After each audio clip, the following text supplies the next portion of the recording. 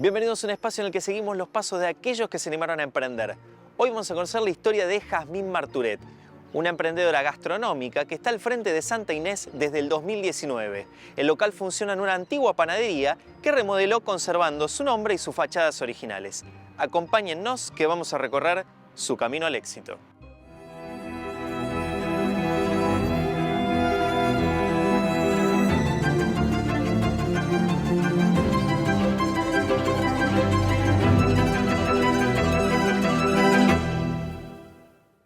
Bueno, Jazmín, ¿cómo eras de chica? ¿Cómo era tu casa?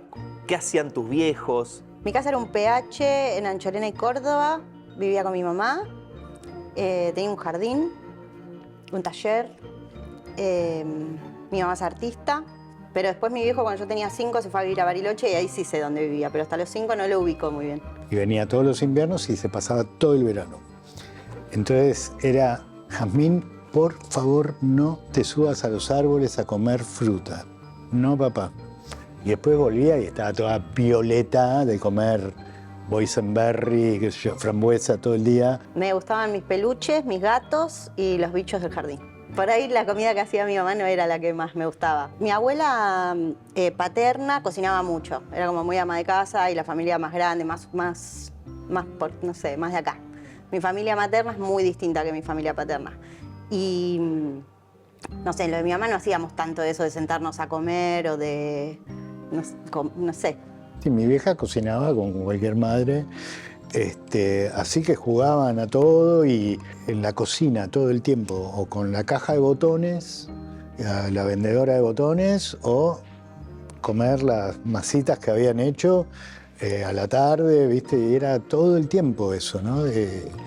Así que yo calculo que ahí son sus inicios. Después iba al cole todo el día y almorzaba en el cole, o iba a lo de mi abuelo Yalmar, el papá de mi mamá, y él me esperaba con unas comidas extrañas, tipo jugo de tomate y queso azul o dátiles, era el almuerzo. ¿Qué edad tenías cuando probabas esos platos primarios, extraños? 6, 7, 8, cuando iba al cole allá en el centro. Mucho con los perros y mucho barrio, mucho en la vereda, mucho en la calle. No era como ahora. ¿Y cuándo cocinaste lo primero? ¿Cuándo dijiste, uy, Me acuerdo una vez que hice un té con miel, con agua de la canilla, no con agua caliente. Y después lo tuve muchos días en el jardín para ver la evolución del té en el jardín. Eso es como un recuerdo que tengo. Y después cocinaba para los bichos, eso sí, hacía muchas comidas de flores y distintas cosas para alimentar los bichos del jardín. Perfecto. ¿Cuál fue el primer plato para los bichos del jardín que hiciste? No, eso no me acuerdo. Sí me acuerdo una vez que mi mamá estaba enferma, que ella me lo cuenta y también se acuerda. Estaba muy enferma, estaba engripada, no sé, tenía fiebre, qué sé yo. Y entonces yo le hice la comida y ella se la tuvo que comer, pero en ningún momento yo prendí el fuego de la cocina. Entonces empecé como un día antes, dejé fideos en agua, dejé arroz en agua. Fui haciendo todo un sistema para llevarle la comida a mi mamá, que debe haber sido un asco, pero ella se la comió.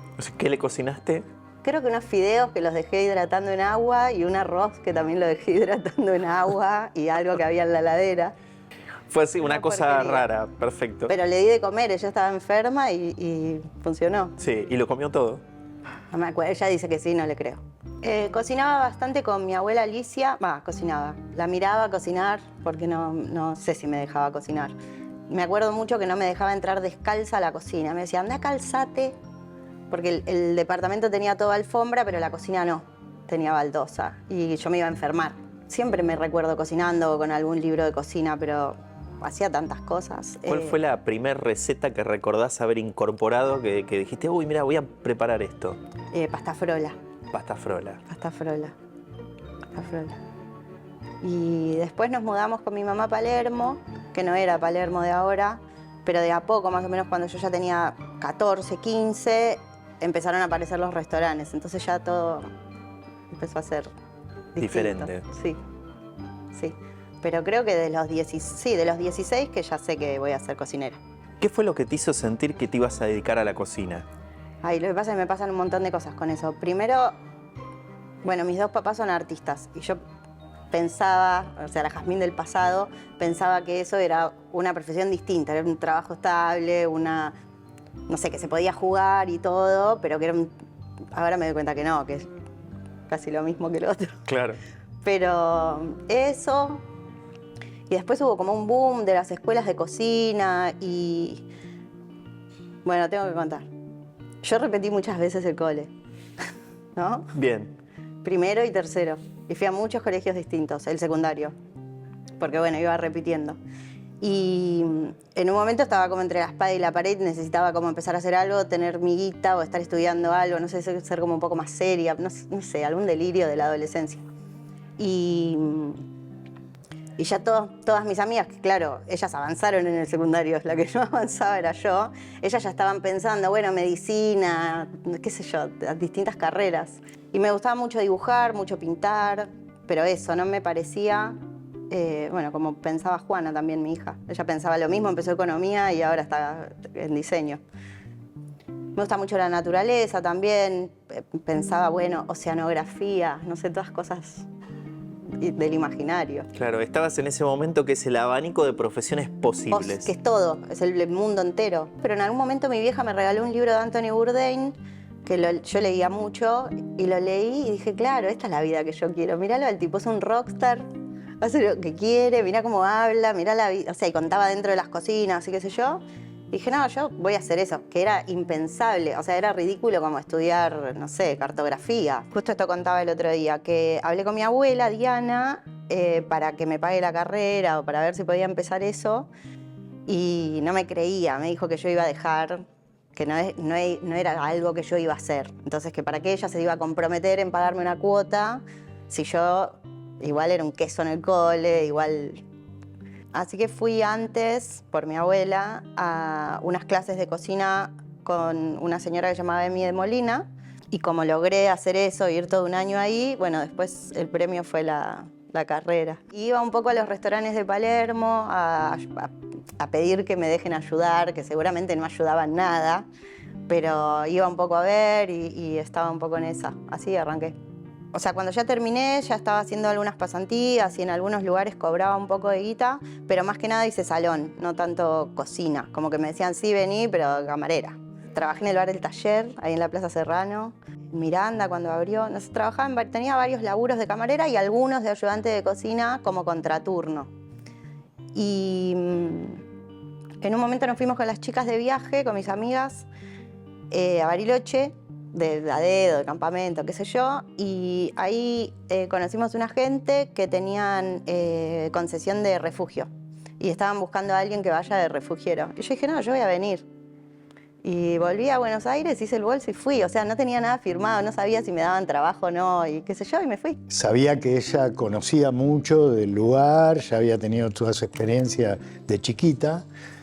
Entonces, cuando me dijo, che, yo me quedo acá en el Otto, yo me quedé tranquilo porque sabía cómo funcionaba un refugio y todo esto que no aparece en los diarios, que la gente se muere de frío, digamos. Yo hice Cerroto, que es ahí cerca del centro, pero bueno, no tenía ropa de invierno, no tenía botas, no tenía campera, no tenía camiseta térmica, no, un desastre. Y recibíamos egresados, había que hacer chocolate caliente y panqueques.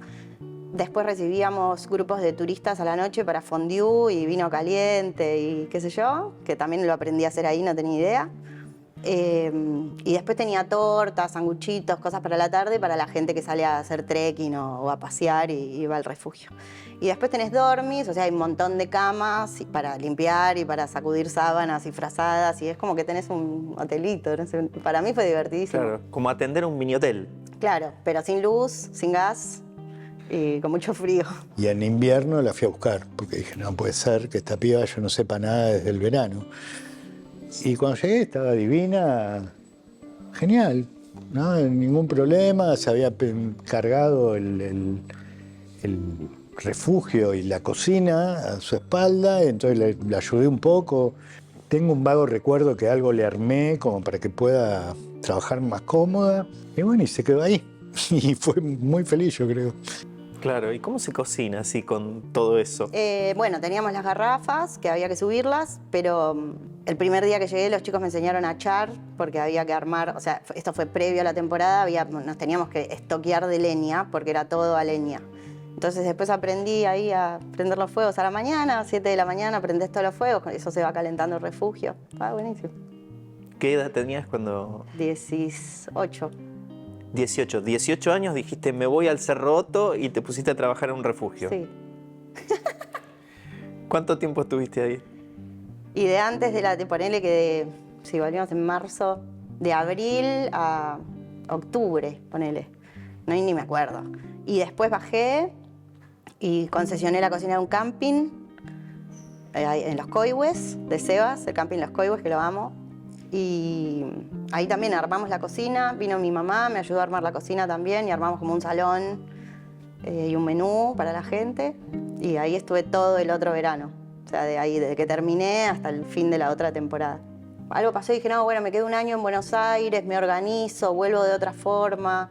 Y tenía otros planes. Sí, eso pasó. Tenía otros planes. Me quería ir a Perú y a hacer temporada y después me quería ir a Europa. Eso era lo que quería hacer. Y tenía un plan de ahorrar plata. Ahí también trabajaba de camarera de noche y cocina de día. Pero bueno, me quedé embarazada. Así que no me fui a ningún lado. Me quedé acá. Pequeño detalle, uno planifica un montón de cosas, pero el destino termina decidiendo Total. por uno. Total.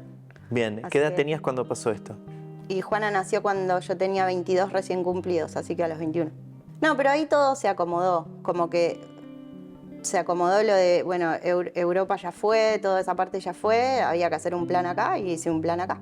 Y mi abuela me ayudó un montón con la beba, un montón. Entonces yo tenía posibilidad de trabajar. El primer año no trabajé, hice el posgrado en pastelería y hice unos talleres de enología. Pero después empecé a trabajar en un restaurante de noche, que muy poco tiempo trabajé, y me di cuenta que no podía trabajar, que tenía que hacer mi propio emprendimiento, que me dé más horas, que me dé la cintura con el horario que yo necesitaba. Una amiga me ayudó, me diseñó unas tarjetas y arranqué así, como que te digo a vos, che, toma, puedo ir a cocinar a tu casa, tu cumple, lo que necesites, y boca a boca. Y de repente tenía un catering, no sé, al año tenía un catering gigante, me tuve que alquilar una cocina, y dije, bueno, listo, catering. Y hice catering 15 años. ¿Cuándo te diste cuenta que eso podía ser otra cosa, que estabas para algo más que catering? No, un día conocí a Andrea Roldán, que es una amiga y que trabajamos muchos años juntas. Y con ella empezamos a hacer catering, pero para camarines de shows de artistas y bandas. Empezamos con nacional y empezamos a hacer internacional. Y ahí cambió el catering, ya dejó de ser en casas y en cosas así, pasó a ser masivo, qué sé yo, 500 personas, 1000 personas, 2000 personas, una semana entera de catering, equipos muy grandes de laburo. Aprendí un montón, un montón. La vida de Jazmín estuvo siempre ligada a lo gastronómico. Empezó como ayudante de cocina hasta que decide dar el primer paso con un emprendimiento de catering. ¿Quién fue su primer gran cliente? Creo que de shows, creo que lo primero que hicimos fue Black Eyed Peas en Geva San Martín. Dificilísimo, pero salió. Tenés que ir súper preparado, ¿no? Todo listas, todo escrito, todo por horario. Pero como que fui aprendiendo. Yo en ese momento me pareció que había salido bien. Sin auto, no tenía auto. Mi abuela me prestaba el auto, entonces yo hacía todo con el auto de mi abuela. Mi mamá me dio un departamento en Núñez que era un piso por escalera, entonces tenía que subir toda la bebida, bajar toda la bebida, subir todas las compras, bajar todas las compras. Rota, quedaba rota. Pero bueno, es lo que, qué sé yo. ¿Pensaste en aflojar en algún momento, en rendirte? Nunca. No, cuanto más difícil, Mejor. menos me rindo. Cuando se pone muy chato y todo es igual y todos los días son igual, como el día de la marmota y ya es fácil, ya tengo que hacer otra cosa.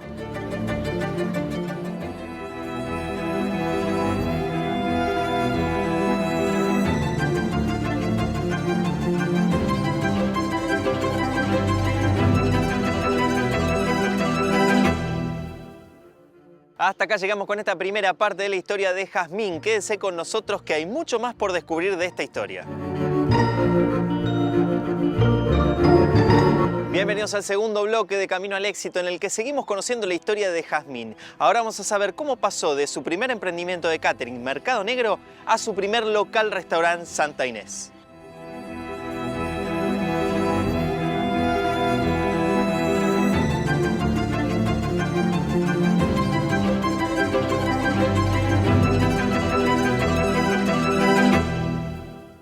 Primero tuve esa cocina en Núñez, después alquilé un depa a una cuadra de mi casa, de la casa de mi abuela en Martínez. Ahí cociné un montón de años también, porque hice Tecnópolis, hice, bueno, un montón de cosas.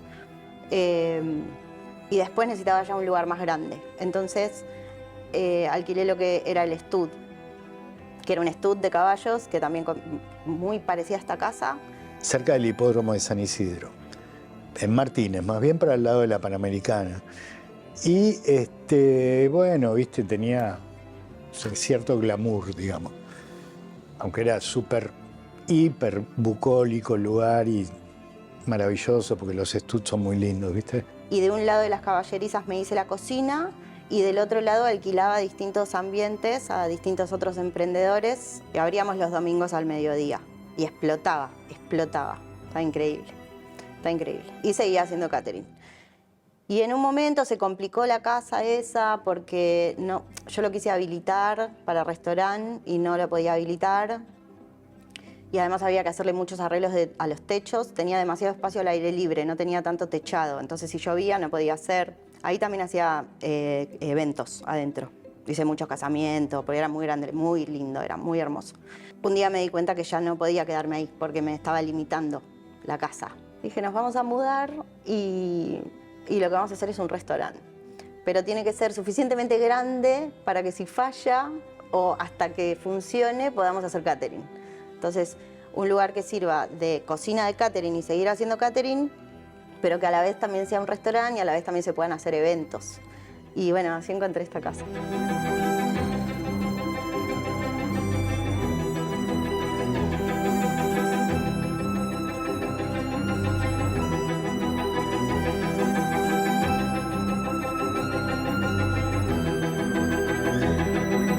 Y un día lo vino a ver ella sola. Y creo que vino con dinero, todo, y lo ceñó. Así que vine hasta acá un día de lluvia y lo vi y dije, bueno, es acá, es re fácil la hora. Dije, no, esto en 3 meses, ya está. ¿Cuánto tardaste en hacerlo? 8 y no terminamos todavía, seguimos Claro. haciendo cosas. ¿Por qué estabas tan convencida de que era este el lugar? Primero porque nunca había sido restaurante. Segundo porque era todo un barrio nuevo, no sé, todo me parecía increíble. Y me dijo, al otro día o el mismo día, me dijo, che, pa, mirá, me alquilé un lugar. ¿En dónde? Fue mi primera pregunta, ¿en dónde? Y cuando me dijo en la Paternal, y me dice, sí, en un lugar que se llama la Isla de la Paternal. ¿Qué? Yo ni idea. La altura de los techos, el piso, el horno, el jardín, el local, no sé, todo. Y toda la aventura de construirlo nosotras, o sea, de hacer... No tenía cocina, no había conexión de gas, no sé, un montón de cosas. Todo eso era lo que me despertaba ganas de hacerlo. Si hubiese sido ya un local listo para abrir un restaurante, no sé si me desafiaba, no sé cuál es la palabra. Sí. No sé si me daban ganas. Era como que... Encuentra algo y dice esto y lo que toca lo convierte en oro, ¿viste? Porque este lugar es espectacular. Pero cuando me trajo la primera vez no era espectacular, ¿viste? Porque tenía los revoques, medio lúgubre, y yo no le confiaba al barrio. Tener que pintarlo, arreglar el techo, saber todo, dónde está todo, dónde pasan los caños, dónde... No sé. ¿Esto era antes qué cosa? Fue una panadería, después estuvo cerrado muchos años, pero sí funcionaba el local a la calle. Creo que los dueños alquilaban el local a la calle para el despacho de pan o como un almacén. Y en el fondo, Sergio, que es uno de los dueños, tenía creo que es una fábrica de plástico o algo así, medio navideño, porque estaba todo lleno de bolitas de Navidad y de cosas de plástico. O sea, este local funcionó como panadería, ¿cuántos años, sabes? Sé, 1000. 1000. Sí, Y porque era del abuelo de ellos. ¿Y estuvo cerrado cuánto tiempo hasta que lo viste vos? ¿Como panadería? Yo Sí. pienso que 10 años. 10 años. O sea, que el horno en uso, pero sí adelante había cosas. La obra no la hicimos con arquitecto ni nada, la hizo mi viejo, Abel, que anda por ahí, y nosotras. Y bueno, arrancamos la obra y bueno, y salió todo genial, ya lo es. Bueno, sí vinieron albañiles a hacer el piso de la cocina, el techo de la cocina, más que nada la cocina. El resto lo resolvimos nosotros. Nos llevó un montón de tiempo. Mal. Tipo, este piso lo pinté yo con acrílico. Jazmín necesitaba habilitar el estudio, pero la cantidad de arreglos que tenía que hacer la obligó a buscar un nuevo espacio. Así fue como llegó a Santa Inés, ubicado en el barrio de La Paternal. ¿Cuándo y cómo lo convirtió en un restaurante? Primero hicimos una fiesta como de inauguración a la noche y después abrimos los jueves con reserva, menú fijo. Poca gente, solamente acá, solo en la cuadra. Y después empezamos a abrir los domingos en el formato que yo usaba los domingos en Martínez. Entonces esos de allá del norte eran los que venían hasta acá, que éramos pocos, no sé, 50. Cuando estábamos en pandemia, que ya abríamos, pero de esa forma que te digo, todo lo que había acá de comida lo dividimos, nos separamos y no nos vimos por una semana. Nadie, 10 días. Que estaban, no, bueno, se van a poder mover los gastro, viste que teníamos un permiso especial de qué sé yo. En cuanto logré sacar eso, vine acá a ver a mi viejo que parecía el náufrago. O sea, una semana había pasado y para mí esto estaba todo lleno de plantas, mi viejo tenía barba, mentira, estaba todo igual, pero era la sensación. Y ahí empezamos a venir y veníamos Lalo, cocinero, amigo, Agus, yo y acá se quedó mi viejo. Empezamos a hacer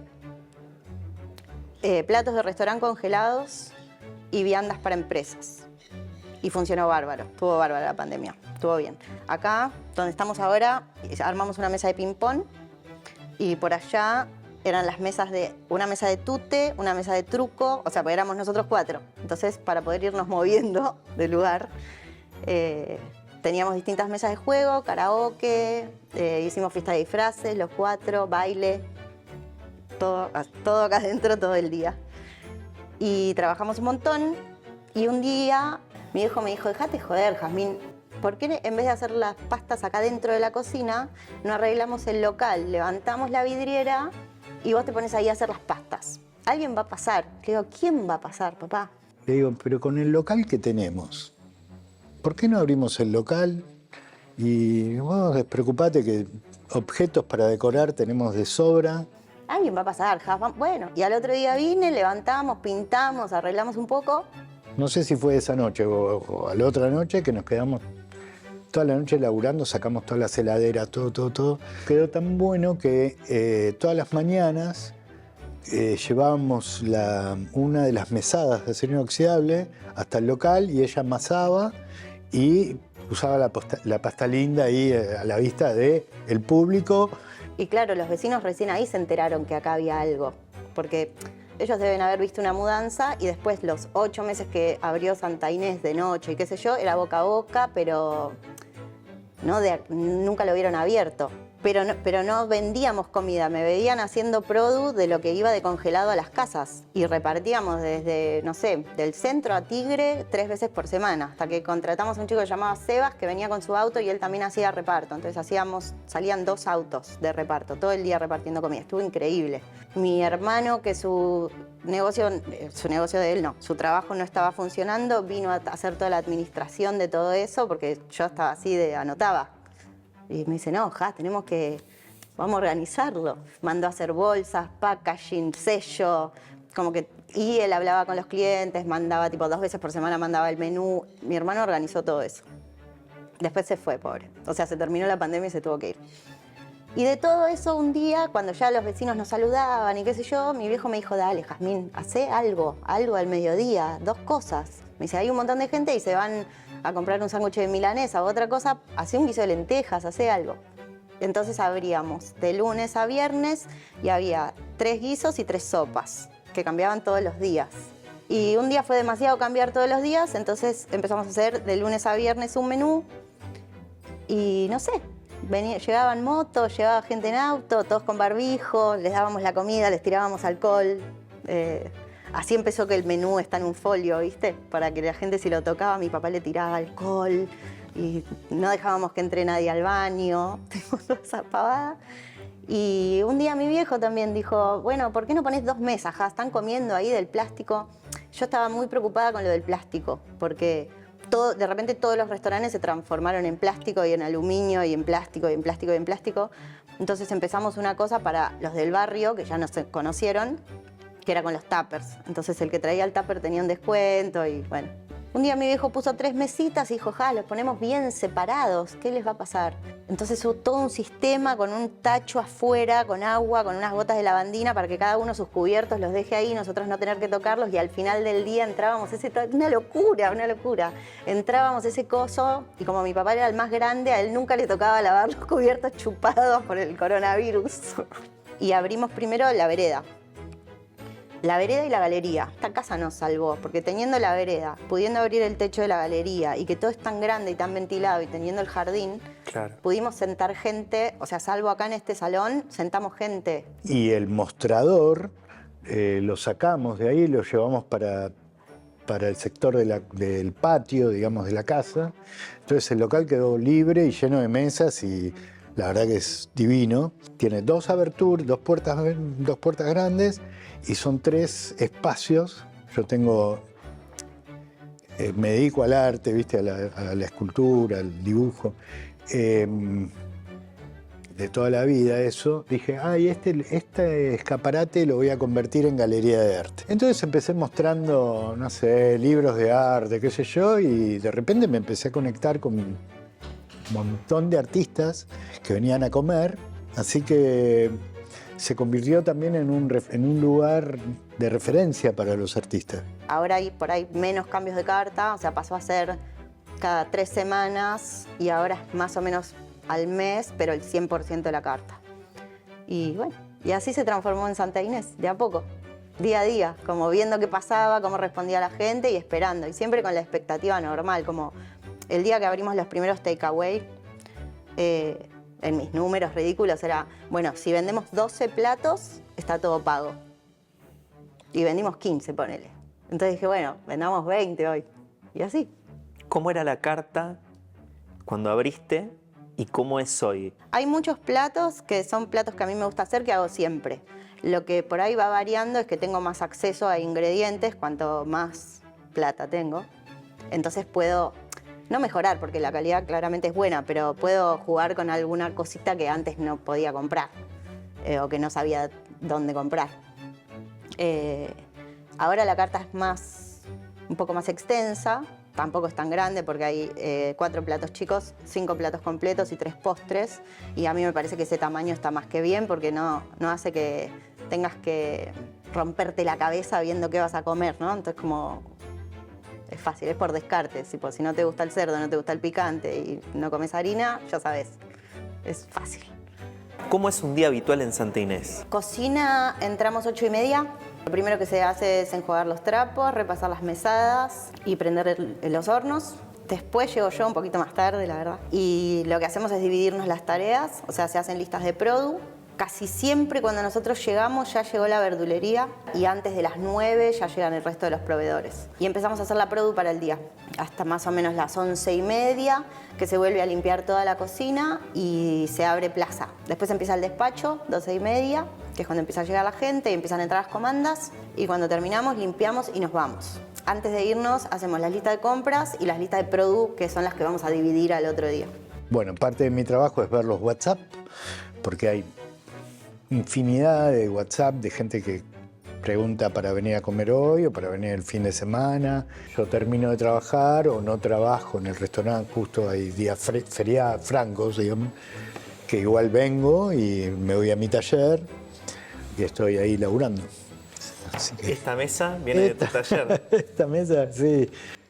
Como hoy en día te hacen cortes bastante exactos en algunos lugares, compro todo cortado y bueno, tornillitos.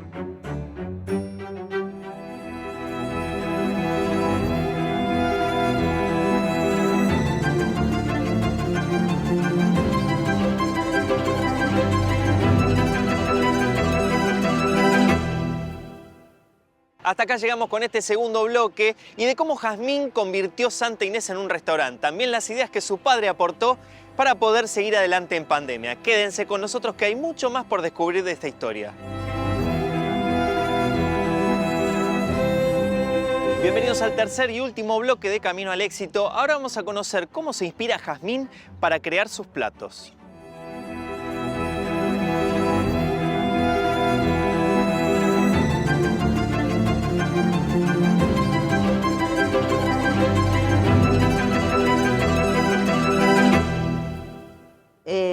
de los viajes míos y mucho de esto que me joden todos acá, de hambre.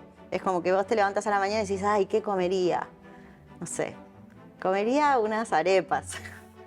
Y ese día tenés que hacer arepas, no te queda otra, si no el día no sirve para nada. O sea, si ese día no te pones a hacer tipo arepas, ¿qué pasó? ¿Cuáles son tus disparadores emotivos con los platos? Entre todos charlamos, o entra mi viejo, no sé, son cosas que disparan cosas. Entra mi viejo y dice, mi mamá hacía no sé qué, y yo, eso voy a hacer. Y al otro día lo hago.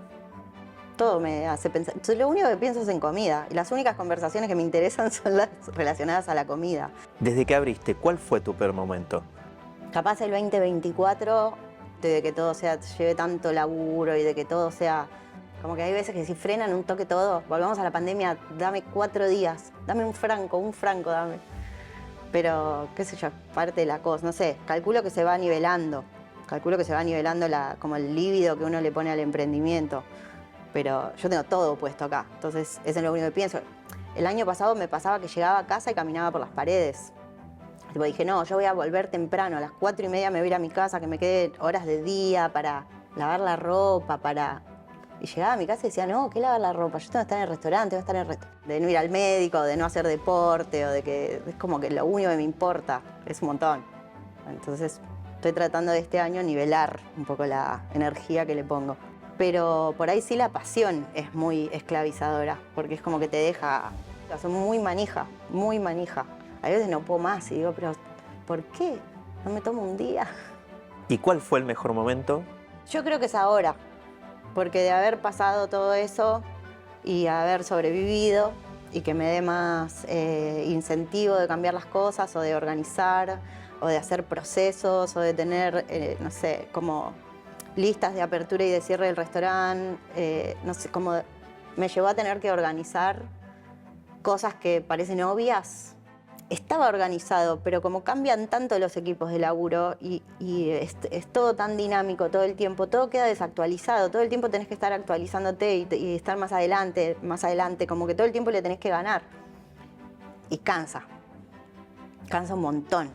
Pero si lo organizo y nos dividimos bien las tareas y logro que cada uno de los protagonistas de estas tareas sea responsable de sus tareas y no que yo siga sintiendo que todo recae sobre mí, o sea, toda la responsabilidad, creo que la voy a poder pasar yo mejor personalmente, porque es difícil, no sé, es difícil. Sí, el hecho de sentir que tenés que estar en todo. Sí, hay que aprender a delegar, que confiar. Si no sucede, ¿qué haces? Son muchas cosas, no es solo cocinar, o sea, eso me pasó en el 24. Siempre decía yo, che, yo quería cocinar, ¿qué es todo esto que está pasando? Tipo, AFIP, esto, reunión, contadores, alquiler, contratos, tipo, cocinar. Pero bueno, es lo que acompaña a cocinar. O sea, lo que a mí no me tiene que pasar nunca es que yo tenga que dejar de cocinar. ¿Qué cosas sentís que dejás de lado por poner toda la energía que necesita el emprendimiento? Bueno, no solo por el emprendimiento, sino creo que por mi profesión y por la gastronomía y por la comida, todo. Lo que haga falta. Lo que haga falta. Desde, bueno, qué sé yo. Todo. O sea, llega un punto en el que es casi el 100%. Es el 100%. No es casi, es el 100%. Jazmín empezó sola, pero el apoyo de su familia fue clave para lograr conseguir un premio de la guía Michelin, el VIP Gourmand, que los distingue por una cocina de calidad a un precio accesible. ¿Cómo llega este premio a Santa Inés? No tengo idea, pero es fabuloso, es espectacular. Es sorpresa y no sabes si van a venir o no. Yo tampoco me lo esperaba, no pensé que Paternal ni que es mediodía y tanto volumen de gente, porque hacemos muchos cubiertos y no pensé que sea lo que buscaba la guía. Pero calculo que cuando hay boca a boca o se sabe que algo está pasando en las distintas ciudades donde funciona la guía, bueno, van a ver y después te evalúan. O sea, vos no esperás nada. Nada. Y un día, ¿cómo te llega un mail? Un día Jazmín empezó a los gritos y yo digo, ¿qué le pasa? ¿Qué le pasa? Salí corriendo y dice, me llegó el mail de la guía, ¿viste? Mira, te lo cuento y se me pone la piel de gallina. Estábamos tomando vino en el jardín con más colegas y gente un viernes y llegó el mail. Y yo pensé que era joda. Dale, joda. Y no era. O sea, no lo creíste, porque claro, hoy pasa que te vienen mails así medio fake. Pensé que ya me estaba jodiendo, tipo, pero no, era verdad. Todos los shows que ha hecho de catering, llevarla, traerla, venir, arreglar los tuppers, ¿viste?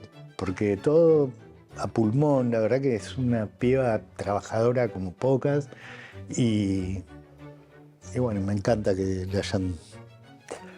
Me emocionó.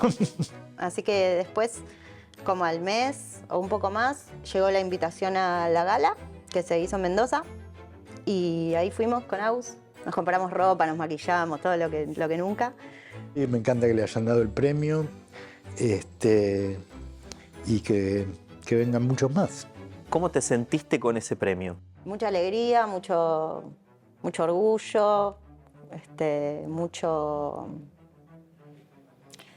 Como que respiré, como alivio, tipo, como que elegí la profesión que tenía. No sé si ponerle tanto peso, pero si me preguntás qué sentí, sentí eso. No creo que sea tan importante. O sea, es re importante, pero más importante es tener el restaurante lleno. O que, sí, que a la gente le guste lo que haces, porque al final de cuentas uno cocina para que al otro le guste. Si no, no sirve. Todos los cumpleaños que no estuve, todas las veces que no estuve a la noche con Juana o todas las veces que... O sea, es el buen camino. Lo siento como súper auténtico aparte. Como yo no lo pedí y no... Vino. Sí, lo mismo que el boca a boca, que también... Ponele, una vez estábamos todavía con Lalo acá, el que te digo que cocinaba conmigo y estuvo en la pandemia, que somos muy amigos. Y yo decía, ¿qué pasa? ¿Qué pasa? ¿Viste? De la cocina, como que... Y me asomé por la cocina y había una fila de gente, todo hasta la calle esperando, y yo entré llorando a la cocina. Y le digo, chicos, vayan a ver, porque hay un montón de gente esperando para que les demos de comer. O sea, increíble. Todos salimos y los mirábamos así y decíamos, ¿cómo se enteraron? ¿Qué hacen acá? No, increíble. Si tuvieras que dedicarle el premio a alguien, ¿a quién se lo dedicarías? No, creo que es para Juana.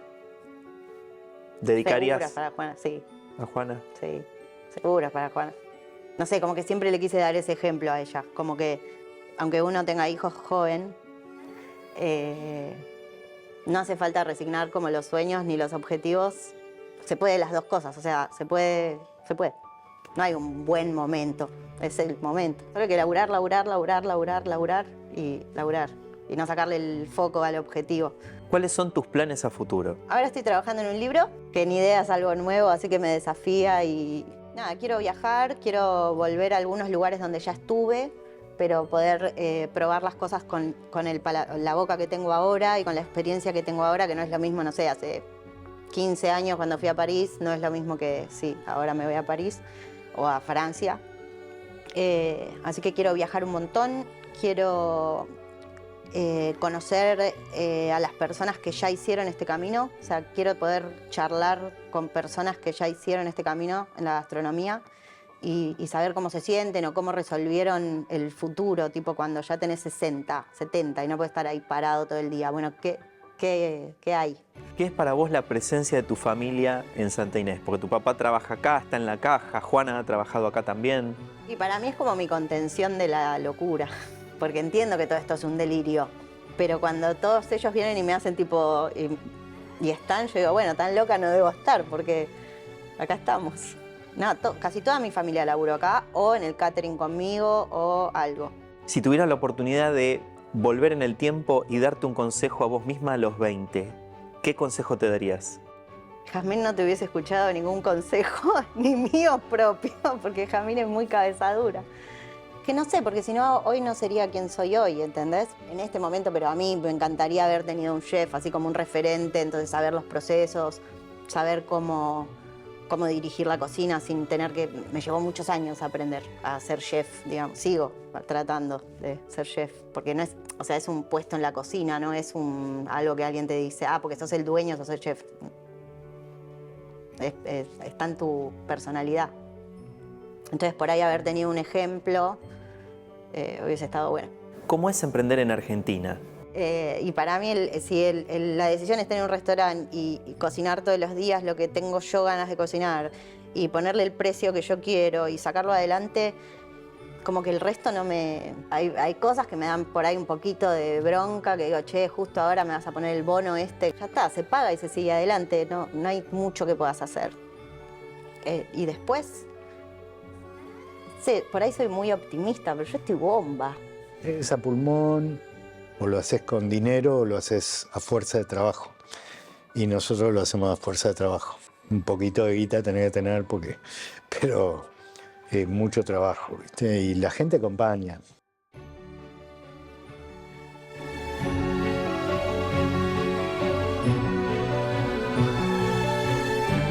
¿Qué consejo le darías a alguien que quiere emprender? Que empiece chico, que no haga inversión, que los negocios se hacen sin plata y lo más auténtico posible. Y que nunca hay que hacer lo que quiere el mercado, hay que hacer lo que uno quiere porque es la única forma de sostenerlo en el tiempo. Y que nada, que hay que confiar y laburar, nada más. La receta es súper simple, lo que pasa es que lleva mucho tiempo. ¿Qué es para vos el éxito? Es cuando un despacho sale bárbaro. Tener una hija así que la rompe, pero la rompía de antes, digamos, ¿no? Cuando le hizo la comida a Sting, ¿viste? Y el tipo dijo, hey, qué buena comida, ¿viste? Ya está, es como que tocaste el cielo con las manos como padre, ¿no? Digo. Cuando, no sé, vienen 150 personas y estamos todos con la energía afinada y todo se resuelve y cuando la comida toda sale hermosa y rica y es estar haciendo lo que me apasiona y lo que me gusta y poder de eso vivir bien. Creo que es la idea, pasarla bien. Y además estar haciéndolo bien y que a la gente le guste.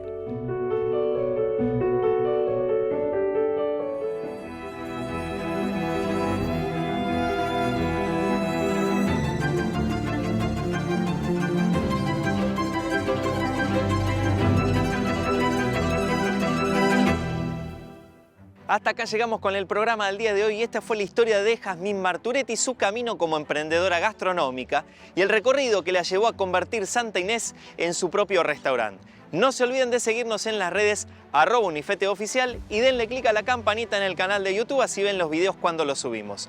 Nos vemos la semana que viene con una nueva historia de Camino al Éxito.